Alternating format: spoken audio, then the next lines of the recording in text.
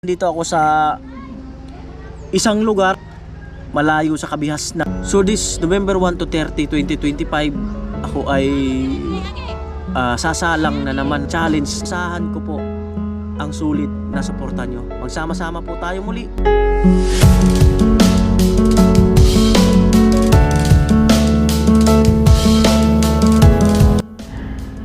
Yo mga kanoli, kumusta po kayo?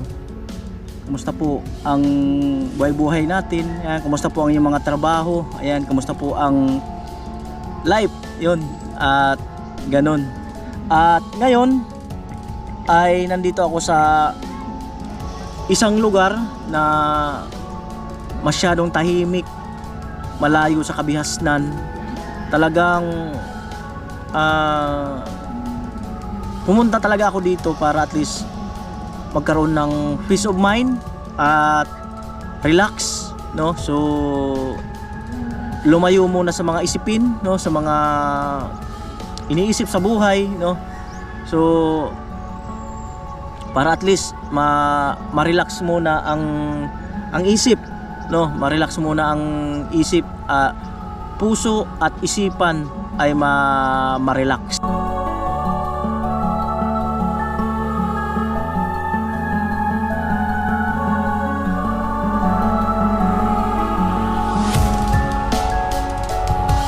Na pumunta rito kanina na madaling mga alas 3. So ito, alas 5 na ng hapon at bago ko sabihin ang nais kong sabihin sa inyo ay gusto ko munang magpasalamat, no, nung panahon na hindi pa kami magkakasama ng team, nung panahon na ako pa lang na naandun ako kay Idol Japper Sniper doon sa nagmula ng Burias, tapos naging Magic 7, naging Magic Flakes, no? So ilang beses ako nasali sa challenge at hindi nyo po ako binigo, no? So talagang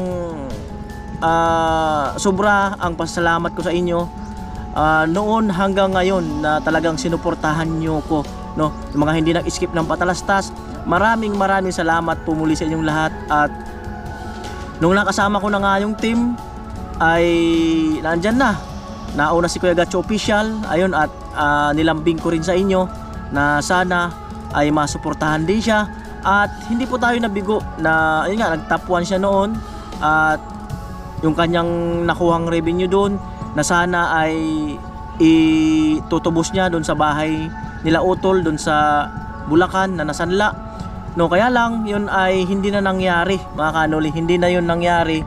At dahil sa si Utol nga ay ayun, maagang nagpahinga dahil nga sa may sakit na breast cancer at lumaban, at siyempre sinuportahan namin yung kanyang sakit, kaya lang hindi na kinaya niya kanyang katawan hanggang sa sana siya ay magkikemo na sana siya, kaso ang problema nagkaroon siya ng pneumonia dahil sa ilang buwan na nakahiga. So hindi na malayan, napapawis pala yung likod, nagkaroon siya ng pneumonia hanggang sa sinugod namin ng ospital ng mga alas 6 yata yun sa Naga, hanggang sa doon talaga siya ay unti-unti nang bumigay ang kanyang katawan. Kahit na sinasabi namin tul laban, para ganon, sinasabi niya talaga oo. Kaso kahit sabihin niyang oo, yung katawan niya ay hindi na kaya, no? So masakit ang nangyari, naiiyak ako.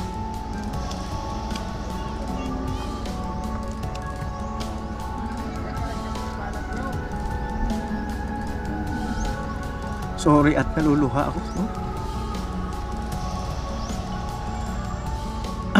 Walang matigas na tinapay pagka yung pamilya namin nag-uusapan.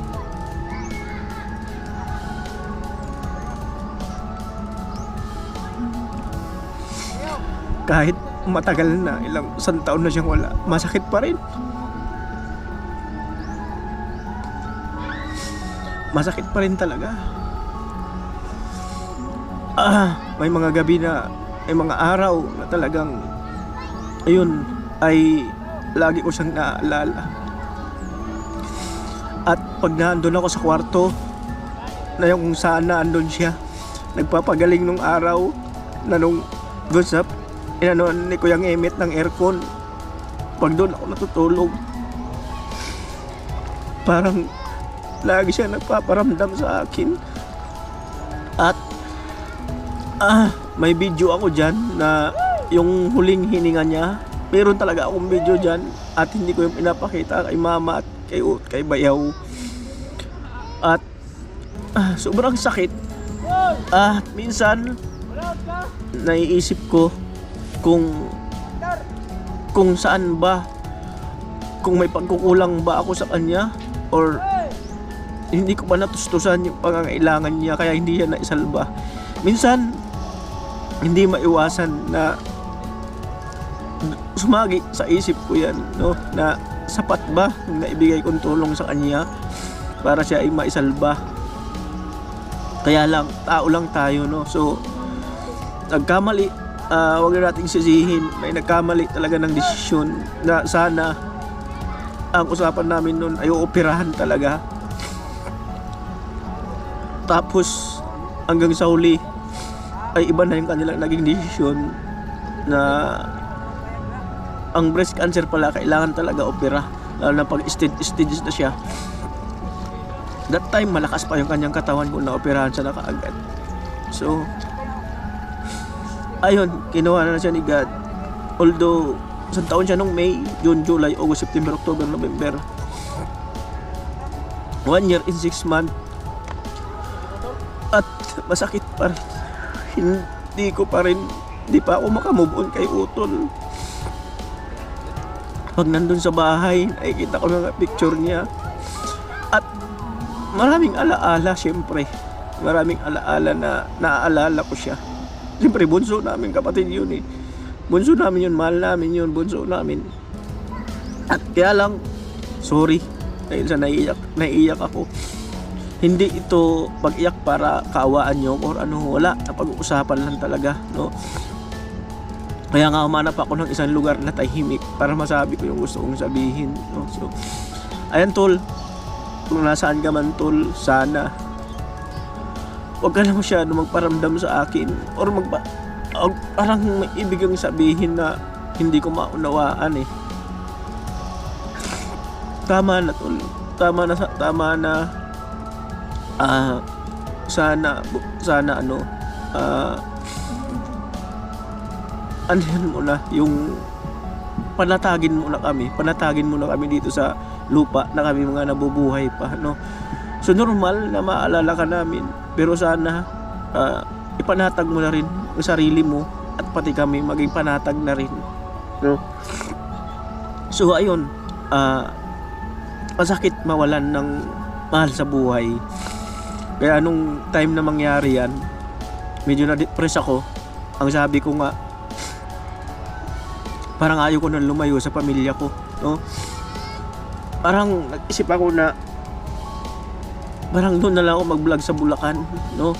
Naisip ko talaga yun na anytime kasi ay maraming posibleng mangyari, no? Kaya naisip ko that time na sana makasama ko na lang lagi yung pamilya ko para at least ano man ang mangyari ay kasama ko sila, no?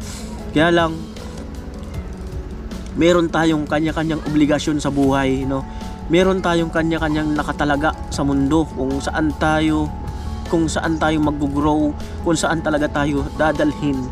Kahit anong pilit natin na ilayo ang sarili natin, kung yun talaga ang nakatadhana sa atin, babalik at babalik talaga tayo dun, no? So ayun po.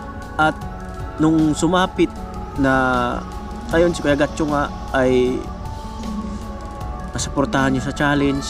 Tapos ang sumunod nun sila Carrotman, si Beans, ayan, salamat at nasuportahan nyo para sa kanilang pamilya. At ngayon si James na Pula, paring Jason, ayan, Franstar, ayan, Jan Riot, at salamat, no, sa kanyang pagpunta nila Kapakpak dyan, salamat at nasuportahan din po natin. So ngayon ngayong November 1 to 30, di ko alam kung may 31, ay si Kuya Noli, hindi ito ang dahilan ng aking pag-iyak, no? Tao lang tayo na nasasaktan, may naaalala, may bumabalik na ganun, no? So this November 1 to 30, 2025, ako ay sasalang na naman mga kanoli sa isang pagsubok ng Sword Family sa pamagitan ni Idol Japper Sniper, no. Salamat kay Idol Japper Sniper. Maraming salamat sa pa-challenge na ganyan. At alam nyo ba mga kanoli, saka ko na sa nabidyohan ko na siya nung mga nakaraan, kaya lang malayo ako ngayon doon, no. Ano ba ang napundar ni Kuya Noli sa mga pa-challenge yun ni Idol at sa aking mga naipon na sahod, no? Yun po yung lupa doon sa Pili, no, na on process ngayon. Meron na siyang tubig, nakabitan na siya ng tubig, at on process din yung power supply. So soon ay yan ay magkakaroon yan ng ilang pintuan para sa habang buhay ay hindi naman tayo laging malakas at humihina ang ating katawan. Kaya ako ay nag-isip na magkaroon ng apartment, no. At yung isa pa, yung lupa nakatabi ni Chinchin. At salamat doon sa isang sponsor na ayaw magpakilala, ayaw sabihin niya kung sino yun. Yung sponsor na yun ay hinatian niya ako doon sa pagbili ng lupa doon sa katabi ni Chinchin. At soon to be, ang plano ko doon ay apartment din, no. So meron na yung CR, may tubig na, may kuryente na rin yun. At pinagpray ko talaga yan, kung alin ang mauna sa Pili at saka sa tabi ni Chinchin, yun ang tatayuan ko. So yun ang pinag-iisipan ko ngayon, no. So ang dalawang lote na yan ay parehas yan on process na, no. So talagang diyan ko talaga nilalaan yung the rest or among ng aking kinikita, ang aking iniipon. Yung iba syempre sa pag-aaral ng aking mga anak at iba pang mga gastusin sa mga magulang ko, sa kapatid ko. Yung the rest na naiipon ko ay para talaga dyan, no. So kaya ito, Idol Japper Sniper, napanood ko dun sa live niya, ay isasali o nasali uli ako, no, sa challenge, no. At alam nyo ba, sa buong isang taon, bihira naman kami kumita ng ganyan or sumahod ng ganyang kalaki. So kaya ang lahat ng Sword Family ay talagang nagbubunyi, nagsasaya, kahit na dahil tuwing bare months ay merong sa Idol Japper Sniper na pa-challenge, at yun lang ang pagkakataon na kami ay makaipon-ipon at magawa namin ang aming gusto na mga pangarap sa buhay, no. So yan, siguro kung ako ay papalarin dyan ay dahil nakaabang na nga ang dalawang lote na yan, so dyan ko pa rin yan ipupokus mga kanoli, yung aking nilalaan at pinag-iipunan pa rin hanggang sa ngayon. Dahil sa hindi basta-basta magpatayo ng ganyan konkreto, siyempre yung labor mo, yung materialis, depende sa usapan kung kasama pa yung pagkain. So dyan ko po yan nilalaan. At siyempre yung mga nakaraang challenge noon, mga nauna pa noon, siyempre yun ang pinagpagawa ko sa bahay sa Bulacan. Ayan, at medyo malaki-laki na rin ang gastos noon. At siyempre yung binili ko nga sa lupa doon nga sa malapit sa airport dito sa Kamsur, yun medyo mahal-mahal din talaga yun, no. At proud to say, sa pamamagitan ng mga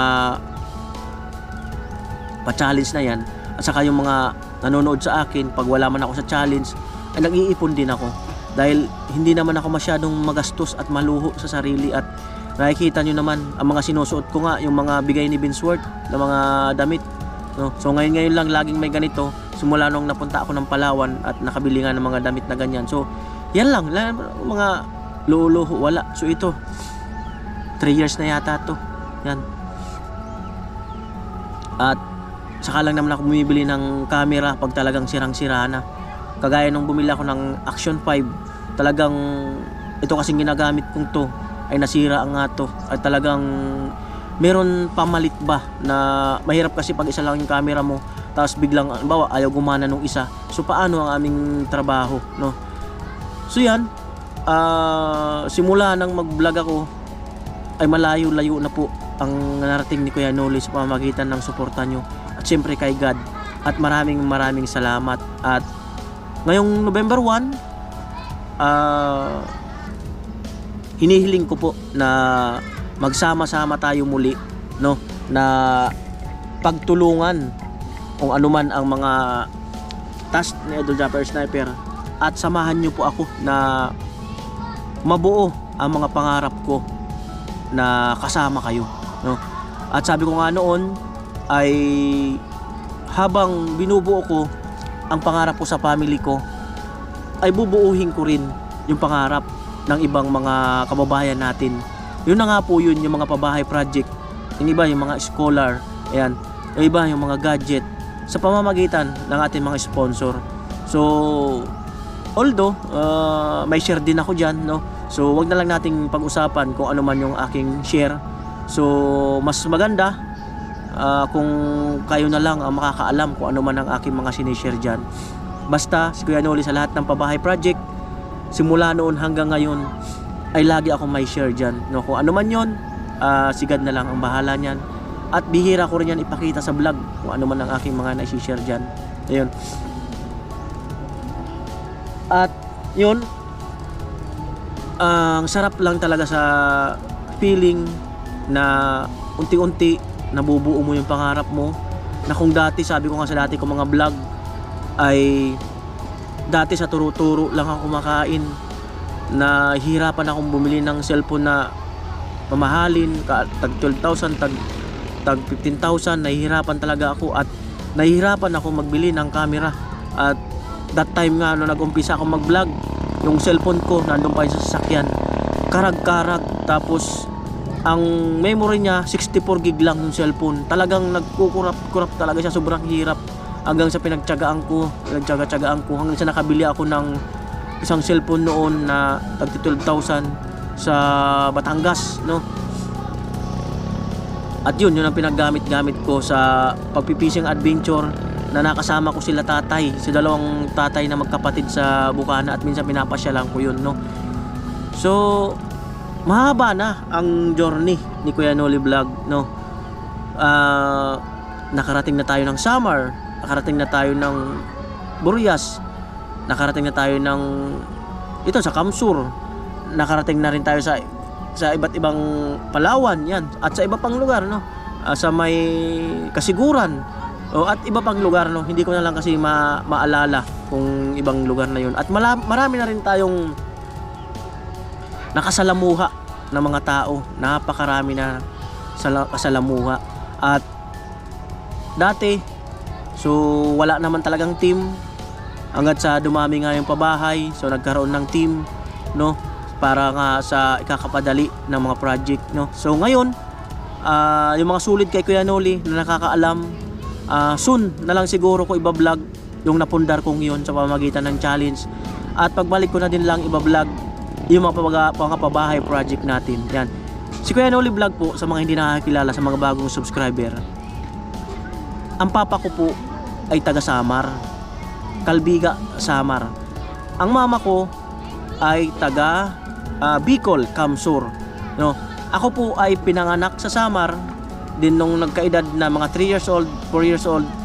Lumipat kami sa Kamsur at doon na ako nag-aral. Pero that time, ang tatay ko ay nagtatrabaho sa If Cruise Company, yung mga gumagawa ng mga kalsada dito sa iba't ibang lugar ng Pilipinas. At that time, ang nasa isip ko na na-assign si Papa ng Ragay, na-assign ng Ormoc, Leyte, Baguio, at sinasama-sama kasi kami ni Papa that time, no, kung saan siya madestino, no. So hanggang sa makapag-abroad siya sa Bangladesh, yung company nila na FF Cruise ay dinala sila sa ibang bansa, hanggang sa ilang taon siya doon, no, hanggang sa nag-aral ako sa Kamsur, ang mga kapatid nag-aral sa Kamsur, at nag-aral ako sa Nabwa National High School. Tapos medyo alanganin, nag-transfer ako sa Malawag High School. San Roque Elementary School ako nag-aral, no. Hindi ko na maanoan kung anong batch yun. At sumubok na mag-college, nag-enroll ako sa college, first sem, nakapasa naman ako dun. Yung course ko sana nun ay Mascom. Kaya lang, that time parang naisip ko na mukhang hindi kakayanin dahil hindi ganoon kalaki ang sweldo ni Papa, at saka nagkaroon kami ng family problem noon. Kaya yun, sa isip ko ay hindi na lang talaga ako nag-aral, at pumunta na ako ng Maynila doon sa tita ko, hanggang sa Yung uniform ko nga nun sa C80 bininta ko 800 para lang may pamasaya ako pa Manila. Hanggang sa ayun, nag-school service ako sa tita ko sa Parañaque ng mga ilang buwan, hanggang sa isang taon siguro, hanggang sa sumama ako sa tito ko sa construction, no. Sumama ako sa tito ko sa construction ng iba't ibang lugar sa Manila, no. Matagal din ako sa construction, kasama ko si Utol. Hanggang pagkatapos dun sa construction, si Uncle Andres, ang papa ni Manny Arnel, ay sinama naman ako doon sa Novaliches, no, para daw mag-apply sa trabaho sa pabrika, at pinakilala niya kami doon sa mga kilala niya doon sa mga tito ko, Tito Boy, no, sa Novaliches. Ayun, hanggang nga sa pinakilala ako ng tito ko doon kay Tito Boy sa Novaliches, hanggang sa nangupahan kami sa sobrang liit na kwarto. Ang kasama ko, ako, di ko alam, kasama ko si Utol Marlin noon eh. Ako, si Pinsan Joey, si Utol. Sobrang liit talaga na kwarto, parang kasing laki lang ng CR. Malaki-laki siguro sa CR, no? At butas pa yung bubong. Shout out sa Silvano family na nagpaupa sa amin doon. Tapos sobrang liit nung pag umuulan, nababasa kami. Gigisingin ko yung si Utol kaya si pinsan ko, kaya ba ako tulog, gigisingin ako. Tol, gising tol.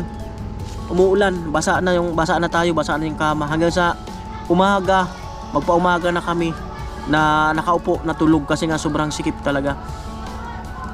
Excuse me. Hanggang sa nakilala ko yung si Ate Pai sa isang Christian church, no, born again, at kami ay nabaptize diyan. Ako, Pinsan Joey, si Utol. Nabaptize kami diyan is, kung hindi ako nagkakamali, is year 2000, mga ganon. Kaya lang ngayon ay hindi na ako masyadong active, matagal na hindi na ako nakapagsimba. Pero kahit saan naman tayo magsimba, ay andun pa rin naman ang puso natin kahit saan. Wala namang para sa akin, no, my own opinion, wala naman wala naman akong paghuhusga sa anumang mga religion. Basta nasa tao yun kung paano ka maniwala kay God. So yun lang po, no. So sa ngayon, kung tatanungin nyo ko, basta ngayon gusto ko lang talaga ng maski noon naman talaga, ang gusto ko talaga simpleng buhay, lagi lang down to earth. Ayaw kong ano ang meron, talagang wala lang, parang gaya lang ng dati na nung wala pa tayong naipon-ipon, nung wala pang lahat ng bagay. So kailangan lagi lang talaga nakaapak ang paa sa lupa, mata sa langit, no. Down to earth ba, o low profile lang lagi, no. So ayun, at medyo dumidilim na, at abangan nyo po ang December kung sino ang masasali sa team, no. So far ngayon ako, November, no, at gusto ko po kayong pasalamatan lahat ng nakasama ko simula noon ako mag-vlog, lahat ng nahagip ko sa camera, lahat ng nakausap ko behind, on and off cam. Ayan, so maraming salamat po, no, lalong na sa inyo. Ang lahat ng sinimulan ni Kuya Noli na mga pabahay project ay hindi ko po magagawa, no, sa tulong nyo talaga, sa tulong ng bawat isa sa inyo, sa hindi pag-i-skip ng ads, dahil siyempre diyan ako kumukuha ng mga budget, pangkain, no, allowance ko, pang gasolina at iba pang mga gawain, no. At sa mga tulong nyo sa mga pabahay project, sa inyong lahat, no, simula noon hanggang ngayon, ay hindi ko na po kayo isa-isahin, no. Basta ayan, kay God maraming salamat, sa family ko maraming salamat, ayan, sa mga magulang ko maraming salamat, no, sa mga kaibigan ko maraming salamat, at De La Cruz family maraming salamat, Franstar channel salamat, at Sword family maraming salamat, at kay Idol Japper Sniper maraming salamat po muli, no. Dahil kung hindi dahil kay Idol Japper Sniper, kung hindi niya ako binigyan ng chance, ay wala rin si Kuya Noli ngayon, no. So salamat talaga ng marami, Idol Japper Sniper, at buong buhay ko na ipagpapasalamat sa iyo at ipagmamalaki na naging kaibigan kita. So hanggang dito na lang po, no. Abangan niyo lang po ang aking mga karagdagang mga upload ngayong November. Ayan, at abangan niyo rin po, no, yung sinabi ko na napundar ko sa pamamagitan ng channel, sa challenge at pagbablog ko, yung mga nakaraang challenge, no. So salamat muli. Baka sabihin nyo, yan na naman ang ano ni Kuya Noli, yung lupa na naman na apartment, ay hindi po talaga ganong kadali, no, na magpatayo, no. Siyempre ang aking naipon-ipon ay nababawasan, no. Siyempre meron tayong mga gastusin, at bukod doon hindi man kalakihan ng aming mga kinikita sa loob ng isang buwan or buwan-buwan, basta sumasahod lang ng ganun. So kaya sabihin pabawas ng pabawas, no. So wala naman akong malaking naiipon, sakto lang yung hindi lang talaga magutom, no, at mabili yung gusto sa buhay. Ayan. So ngayong November po 1 to 30 or sa buong taon na habang nagbablog, asahan ko po ang solid na suporta nyo. Magsama-sama po tayo muli sa laban na to at maitayo ang aking pangarap na kasama kayo. So maraming salamat po muli. Magandang araw po muli sa inyong lahat. Bye bye.